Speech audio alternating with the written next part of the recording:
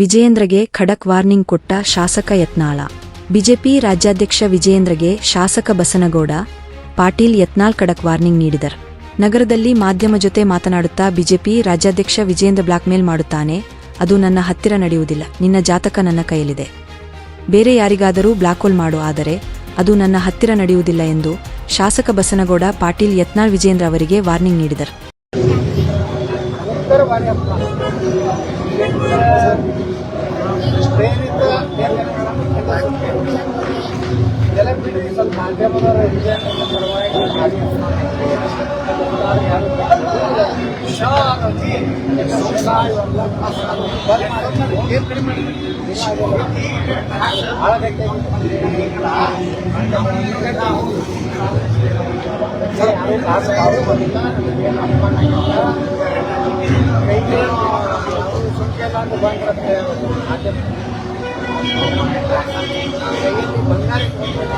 ವಿಜಯದ ಸಂಕೇತ ಇಟ್ಕೊಂಡು ದಿಲ್ಲಿಯಿಂದ ವಿಜಯೇಂದ್ರನ ವಿರುದ್ಧ ವಿಜಯ ಸಂಕೇತ ಬಂದಿದೆ ಅಂತ ಹೇಳ್ತೀವಿ.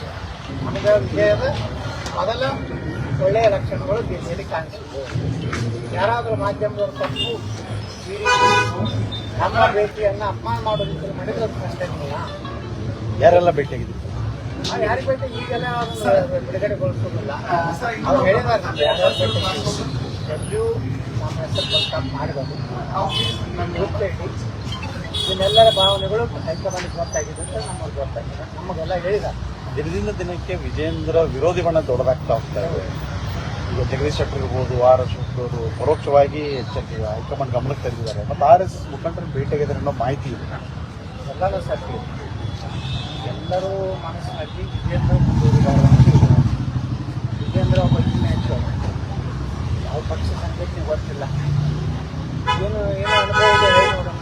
ಬರೀ ನಮ್ಮ ತಂದೆ ಹೆಸರು ಹೇಳ್ಕೊಂಡು ತಂದೆ ಬದವಾಳ ಮೇಲೆ ಜೀವನ ಆಗುವುದಿಲ್ಲ. ಸ್ವಂತ ನಮ್ಮ ಶಕ್ತಿ ಬೇಕು, ನಮ್ಮ ಬುದ್ಧಿವಂತಿಕೆ, ನಯ ವಿನಯ, ಸಂಘಟನೆ, ಕಾರ್ಯಕರ್ತರಿಗೆ ಗೌರವ ಕೊಡೋದು, ಹಿರಿಯರಿಗೆ ಗೌರವ ಕೊಡೋದು.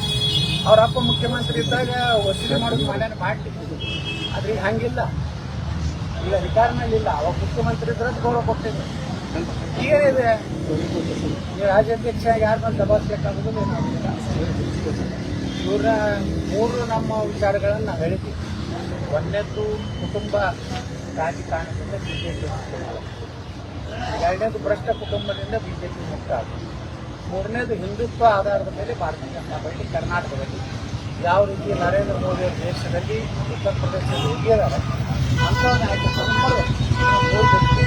ನಾನು ಮಾತಾಡಿದ್ರೆ ಎದುರಾಳಿಗಳ ಆತ್ಮಸ್ಥೈರ್ಯ ಕುಗ್ಗತ್ತೆ ಅಂತ ವಿಜಯೇಂದ್ರ ಹೇಳ್ತಾರೆ. ನಾ ಮಾತಾಡಿದ್ರೆ ಇನ್ನೂ ನನ್ನ ಬಗ್ಗೆ ಏನಾದ್ರು ಮಾತಾಡಿದ್ರೆ ಅವ್ರಿಗೆಲ್ಲ ಬಿಚ್ಚಿಟ್ಟು ಬಂದಿದ್ದೆ.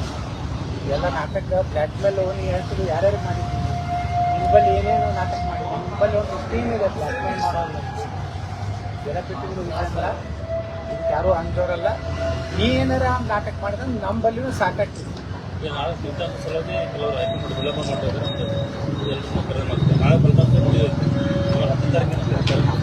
ನಾವೇನು ಮಾಹಿತಿ ಇಲ್ಲ, ನಮ್ಗೆ ಯಾರೂ ಎಚ್ಚರಿಕೆ ಕೊಟ್ಟಿಲ್ಲ. RS ಅವರು ಇವತ್ತು ಅವ್ರು ಹೇಳಿದ್ದೆ, ಅವರು RS ಅವರು ಸಹ ಹೇಳಿದ್ದಾರೆ ಎಲ್ಲರ ಪ್ರೀತಿ ಗಳಿಸೋದವರು ಅಧ್ಯಕ್ಷ ಆಗ್ತಾರೆ. ಇವತ್ತು ನಿರಾಣಿ ಆಗಿದ್ದಾರೆ. ಅಪ್ಪ ಮಾಡಲಿಕ್ಕೆ ಮನಗೂ ಎಲ್ಲ ಸಿಗಬೇಕು ಅನ್ನೋಂಥದ್ದು ನಿರಾಣಿ ಸಹಿತ ಹೋಗ್ಬೋದು. ಇದೆಲ್ಲ ಏನು ಸಂಕೇತ ಬರ್ತದಂದರೆ ಭಾರತೀಯ ಜನತಾ ಪಾರ್ಟಿ ಕರ್ನಾಟಕದಲ್ಲಿ ಹೊಸ ಯುಗ ಪ್ರಾರಂಭ ಆಗಲಿಕ್ಕೆ ಮೊದಲ ಪ್ರಳಯ, ಗಾಳಿ, ಮಳೆ, ಬೆಂಕಿ, ಚಂಡಮಾರುತ ಎಲ್ಲ ಬೀಸಿ ಮತ್ತು ಶಾಂತವಾದ ವಾತಾವರಣ ಕರ್ನಾಟಕ ಬರ್ತದೆ. ಬಿಜೆಪಿಯಲ್ಲಿ ಒಳ್ಳೆಯ ನಾಯಕತ್ವ ಕರ್ನಾಟಕದಲ್ಲಿ ಸಿಗ್ತದೆ. ದೇಶಕ್ಕೆ ಹಂಗೆ ನರೇಂದ್ರ ಮೋದಿ ಅವರು ಸಿಗ್ತಾರೆ, ಉತ್ತರ ಪ್ರದೇಶಕ್ಕೆ ಹಂಗೆ ಯೋಗಿ ಸಿಗ್ತಾರೆ, ಕರ್ನಾಟಕ ಒಬ್ಬ ಹಿಂದುತ್ವ ನಾಯಕ ಸಿಗ್ತಾರೆ. ಯಾರು ನೇತೃತ್ವ ವಹಿಸ್ತಾರೆ? ಯಾರು ನಾವು ಎಲ್ಲರೂ ಒಂದಿದ್ದೀವಿ. ಯಾವುದೇ ಜನಾಂಗದಲ್ಲಿ ಕೊಟ್ಟರು ಸಹ ನಾವು ಸಮಾಧಾನ ಲಿಂಗಾಯತರಿಗೆ ಕೊಡಬೇಕಂತೇನಿಲ್ಲ. ದಲಿತರೊಳಗೂ ಯೋಗ್ಯ ಅಧ್ಯಕ್ಷರಾಗೋರಿದ್ದಾರೆ, ST ಜನಾಂಗದಲ್ಲಿಯೂ ಯೋಗ್ಯ ಅಧ್ಯಕ್ಷರಾಗೋರಿದ್ದಾರೆ, ಹಿಂದುಳಿದ ವರ್ಗದಲ್ಲಿಯೂ ನಮ್ಮಲ್ಲಿ ಯೋಗ್ಯ ಅಧ್ಯಕ್ಷರಾಗೋರಿದ್ದಾರೆ, ಬ್ರಾಹ್ಮಣರಲ್ಲಿ ಸಹಿತ ನಮ್ಮಲ್ಲಿ ಯೋಗ್ಯ ಅಧ್ಯಕ್ಷರಾಗೋರು. ನಮ್ಮ ಜಾತಿಯೊಳಗೆ ಸಮರ್ಥ ಅಧ್ಯಕ್ಷರು ಭಾಳ ಮಂದಿ, ಬರೀ ಇಲ್ಲ, ವಿಜಯೇಂದ್ರ ಇಲ್ಲ, ಇಲ್ಲ. ಎಲ್ಲ ಜನಾಂಗದಲ್ಲಿ ಒಳ್ಳೆ ನಾಯಕತ್ವ ಇದೆ. ಪಕ್ಷ ಜಾತಿ ಸಮೀಕರಣ ನೋಡಿ ಪಕ್ಷಕ್ಕೆ ಯಾರಿಂದ ಹೆಚ್ಚಲಾಗಬಾರ್ದು. ಹತ್ತು ಮತದಾರನ ಪಕ್ಷದ ಕಡೆ ಸೆಳೆಯುವಂಥ ಶಕ್ತಿ ಯಾರಿಗಿದೆ ಅದು ಮಾಡ್ತಾರೆ. ಅರವಿಂದಗೌಡ ಹೆಸರನ್ನು ಬಹಳಷ್ಟು ಪ್ರಸ್ತಾಪ ಮಾಡ್ತಾರೆ. ನೋಡಿ, ಎಲ್ಲಾರ್ದು ಇದೆ. ಅದೇ ದಲಿತರು ಬಂದರೆ ಈಗ ಇಬ್ಬರು, ಬ್ರಾಹ್ಮಣರು ಬಂದರೆ ಇಬ್ಬರು, ಲಿಂಗಾಯತರು ವೀರಶೈವರು ಬಂದರೆ ಬಹಳಷ್ಟು ಜನ ಸಮರ್ಥರಿದ್ದಾರೆ ಅಂತ ಹೇಳ್ತೀವಿ. ಬಹಳಷ್ಟು ಜನ ಸಮರ್ಥರಿದ್ದಾರೆ. ಇವತ್ತೇನು ವಿಜೇಂದ್ರಗೆ ಇನ್ನೊಂದು ಕಿವಿ ಮಾತು ಹೇಳ್ತೀನಿ, ಫೇಕ್ ಲಿಂಗಾಯತ ಫೇಕ್ ಅಕೌಂಟ್ಗಳನ್ನು ತೆಗೆದು, ವೀರಶೈವ ಲಿಂಗಾಯತ ಫೇಕ್ ಅಕೌಂಟ್ ತೆಗೆದು ಯಾರ್ಯಾರಿಗೂ ಬಾಯಿಗೆ ಬಂದಾಗ ಮಾತಾಡುವಂಥ ಮಾಡಿದ್ರೆ ನಿನಗೆ ಸಹ ಅದೇ ದಾಟಿಯಲ್ಲಿ ನಾವು ಅದಕ್ಕೆ ಉತ್ತರ ಕೊಡ್ತೀವಿ. ನೀನು ನಕ್ಷಿಯಲ್ಲ. ಈಗ ಫೇಕ್ ಲಿಂಗಾಯತರದ್ದು ಒಂದು ಟೀಮ್ ಮಾಡ್ಯಾರ. ನಮ್ಮ ಯುವ ನಾಯಕ ಅವರನ್ನು ಮುಂದಿನ ಮುಖ್ಯಮಂತ್ರಿ ಕಾಣಲಿಕ್ಕೆ ಈ ಒಂದು ಅಕೌಂಟ್ ಅಂತ ಹೇಳಿ ಹಾಕ್ತಾ ಇದ್ದಾರೆ. ನೀ ಮಾಡಿದ್ರೆ ನಿಮ್ಮ ಅಪ್ಪನ ಅಂತ ಅಕೌಂಟ್ಗಳು ನಾವು ಮಾಡ್ತೀವಿ. ನಾವು ಹಿಂದುತ್ವದ ಕಾರ್ಡ್ ಆಡ್ತೀವಿ, ನೀವು ಲಿಂಗಾಯತ ಕಾರ್ಡ್. ಸರಿ, ಮೊನ್ನೆ ಒಂದು ವಿಚಾರ ಪ್ರಸ್ತಾಪ ಇದೆ ಅಂತ ವಿರೋಧ ಪಕ್ಷದ ನಾಯಕನ ಬದಲಾವಣೆ ಮಾಡಿ ತಮ್ಮ ಹೆಸರು ಆಫರ್ ಕೊಟ್ಟರು ನೀವು ಭೇಟಿ ಯಾವುದೂ ಆಫರ್ ಇಲ್ಲ, ಯಾವುದೂ ಚರ್ಚೆ ಇಲ್ಲ.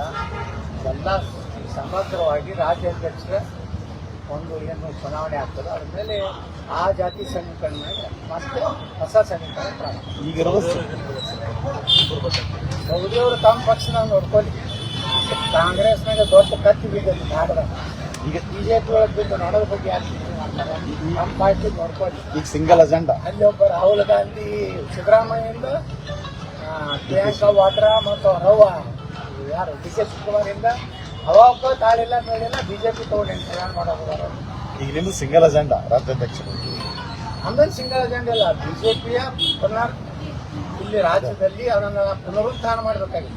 ಅರ್ಹರ ಕೈಗೆ ಅರ್ಹರ ಕೈಗೆ, ಯೋಗ್ಯರ ಕೈಗೆ ಮಾಡಬೇಕಾಗಿದೆ. ಹೊಸ ಭ್ರಷ್ಟರ ಕೈಗೆ ಪಕ್ಷವನ್ನು ಮುಕ್ತ ಮಾಡಬೇಕು. ಸರಿ, ಈಗ ಒಂದು ವೇಳೆ ಚುನಾವಣೆ ನಡೆದರೆ ಆಲ್ರೆಡಿ 23 ಘೋಷಣೆ ಮಾಡಿದ್ದಾರೆ. ಅಧ್ಯಕ್ಷ ಸ್ಥಾನ ಚುನಾವಣೆ ಮಾಡಿದರೆ ಅಧ್ಯಕ್ಷ ಅವರು ಬಾಕಿ ಒಂದು ಹೋದಾಗ ನಮ್ಗೆ ಓಟ್ ಹಾಕಿದ್ರೆ ನಮ್ಗೆ ಕಂಟಿನ್ಯೂ ಮಾಡ್ತೀನಿ. ನಾವು ಮಾಡ್ತಾರೆ ಬಿಡ್ರಿ. ಅವ್ನು ಮೊದಲಿಂದ ಇದೇ ಮಾಡೋದು. ವಿಜಯೇಂದ್ರ ಕಾಯ್ತಾನೆ ಇದೆ. ನಮ್ಮ ಎಲ್ಲ ಲೆಟರ್ ಹೋಗ್ತಿದ್ವಲ್ಲ ರಂಪನ ಮೇಲೆ ಮುಖ್ಯಮಂತ್ರಿ ಇದ್ದಾಗ ಎತ್ತಾದ್ರೂ ತೆಗೆದಿರ್ತೀವಿ. ತೆಗೆದು ಅಲ್ಲೇ ಚಲಾಗಿ ಬಿಜಾಪುರ ನಗರಕ್ಕೆ 125 ಕೋಟಿ ರೂಪಾಯಿ ಬಜೆಟ್ನಲ್ಲಿ ನಮ್ಮ ಡೆವಲಪ್ಮೆಂಟ್ಗೆ ಇದ್ದಂಥ ಹಣ ವಿಜಯೇಂದ್ರ ವಾಪಸ್ ತಗೊಂಡ. ಅವತ್ತು ಯಾಕಂದ್ರೆ ಇಟ್ಟು ಬಿಜಾಪುರಕ್ಕೆ ಡೆವಲಪ್ಮೆಂಟ್ ಆಗ್ತಿದ್ದಿಲ್ಲ. ನಾವು ಹೋರಾಟ ಮಾಡ್ತಿದ್ವಿ. ನಾನು ಏನು ಭಾಳ ಆದರೂ ಒಂದು ಮಂತ್ರಿ ಮಾಡ್ತಿದ್ರು ಅಥವಾ ಒಂದಕ್ಕೆ ಹಣ ಕೊಟ್ಟು ಬಾಯಿ ಮುಗಿತು.